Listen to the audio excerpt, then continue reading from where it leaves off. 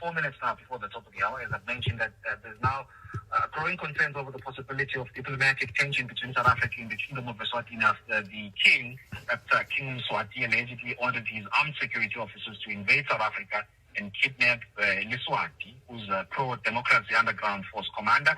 The influential commander, Thabo Kunene, was kidnapped and trafficked to Eswatini about 4 weeks ago now. And more on this, we're definitely joined by an independent journalist who's writing for the Swaziland News, Zweli Dlamini, who's also described as a terrorist in the Kingdom of Eswatini. Zweli, good evening. Good evening. Thank you for having me on Rise FM. It's a pleasure. Yeah. I mean, do we know where Kunene is currently, and how did the whole kidnapping happen? I mean, how did the security force get over the border with him? Okay, what really happened? Thabo Kunene, who is the alleged commander of the Swaziland Solidarity Forces, was allegedly kidnapped in South Africa, and when that transpired, we received the information and quickly published it, and that's how his life was saved.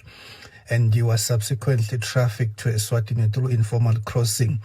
And the information that we have, actually, there were security officers, police officers from Eswatini who were consistently crossing the border to hunt Kunene and other political activists. And what happened thereafter, Kunene was allegedly trapped by one alleged traditional healer by the name of Andile Ngomonye, who is known as Dr. Mkulu.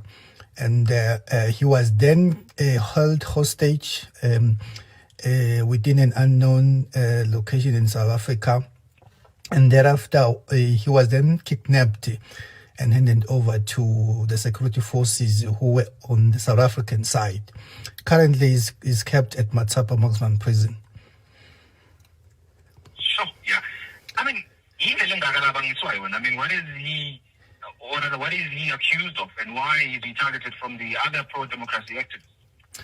Thabo Kunene is the most influential political activist. It is alleged he was the commander of the pro-democracy underground forces, and you will recall that in Eswatini, the country is fresh from a political unrest whereby thousands of civilians were killed.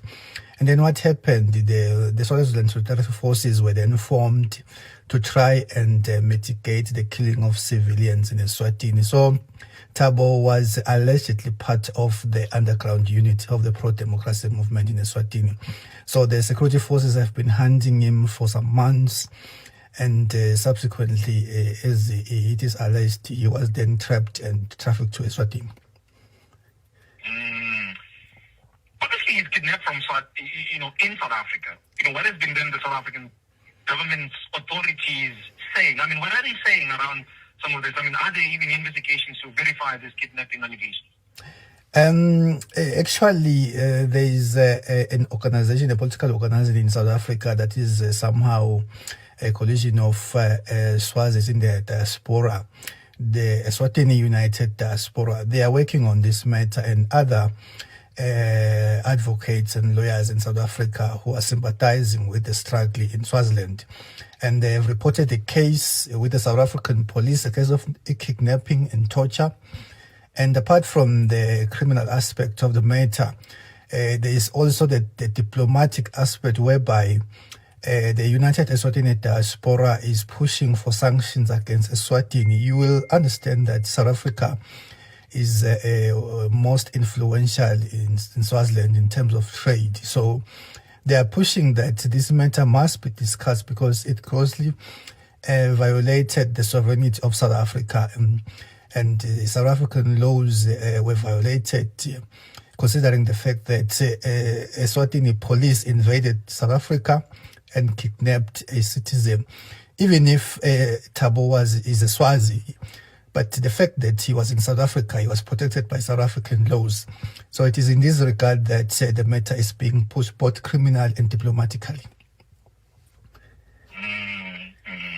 But I suppose, look, you are among those who are labeled as a terrorist by the Kingdom of Eswatini's government. I mean, looking at the views that have been shared before, and I know that Eswatini mainly the Swazi government has been complaining that South Africa was harboring alleged terrorists. I mean, when you hear such incidences yourself, are you then not scared? I'm a journalist, and I know, I think last year I was labeled a terrorist.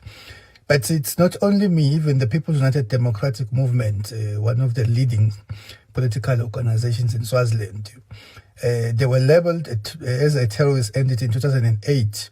So anyone who is challenging the government or who is critical of the current regime is labeled a terrorist. And 2 pro-democracy MPs are incarcerated. They were found guilty on terrorism charges. So it's not only Thabo Kunene or myself as a journalist or Putiemo. So it's the Terrorism Act is being used to silence dissenting views in Swaziland. So currently Putiemo is challenging the law within the Supreme Court. And but what is more interesting is the fact that the terrorist description or proscription is only in Swaziland. South Africa seem not to be bothered whether you are labeled a terrorist or not. If you are a freedom fighter, you are welcome to South Africa and they will protect you. So I think this matter of Thabo Kunene will be handled both diplomatically and criminally. Also looking at what the King's spokesperson, Upesi Simelane, said, he says that, well, it seems that he's not convinced that the King is somewhat linked to some of these alleged kidnappings. I mean, what are your findings, telling us, or somewhat, when you reached out to him, I mean, what do you read of what they know within the palace?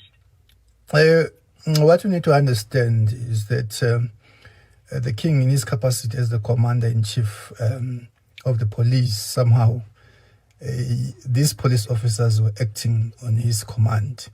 And King Mswati has been threatening those calling for democracy.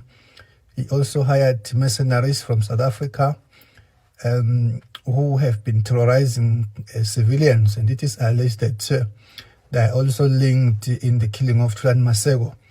The human rights lawyer was assassinated in January.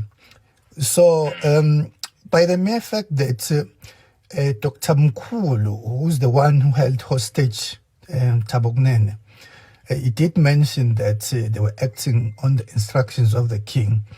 But it remains to be seen if he will come out clearly and disassociate himself from this allegation. If that's the case, he must release Thabo and transport him back to South Africa, because it is clear that laws of the neighboring South Africa were violated and the sovereignty of South Africa was also undermined. So it's a diplomatic blunder. Yeah, but really, are we also aware of any extradition applications that have been made, or to have some of the activists taken back from South Africa to Eswatini? An extradition request that was made, it was against myself, but it was dismissed, as far as I understand. And they tried to then search for me, and what they were trying to do is what they did to Thabo. Because once they see where you are staying, then they try to kidnap you. And then once you are that side, they will then claim that they grabbed you while you were crossing illegally to Eswatini. But most extradition requests in South Africa involving political activists, journalists, and other human rights defenders are normally rejected by the government of South Africa. I think that's why then the government of Eswatini has opted to then invade South Africa and grab political activists, which is a thing that must be challenged and dealt with at diplomatic level. Something that I'm struggling to understand or comprehend is the statement that was also released by the government spokesperson. I mean, how are we all to read into that statement that was released by Alpheus Minimalo, the government spokesperson, praising, this senior superintendent alleged to be behind the kidnapping? Yes, what you need to understand is that that government spokesperson is too much immature. And I don't even understand how he was appointed in that position, because he has been committing a lot of diplomatic blunders. At some point, And the information that we have, they once suspended him silently, and that information was kept away from the media. Because of such statements, reckless statements, because you can't then say a police officer who invaded another country is a hero, because that statement might be a subject, it might be presented in court, confirming that indeed these police officers did invade South Africa, and the government, they were acting on the instructions of the government, because Afios is not speaking for himself, he's speaking on behalf of the state. So that statement on its own is a confirmation that the state commissioned the police officers to kidnap Thabo Kunene.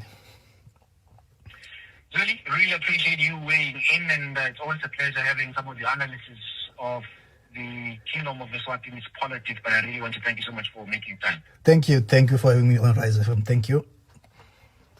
Really appreciate it. That's an independent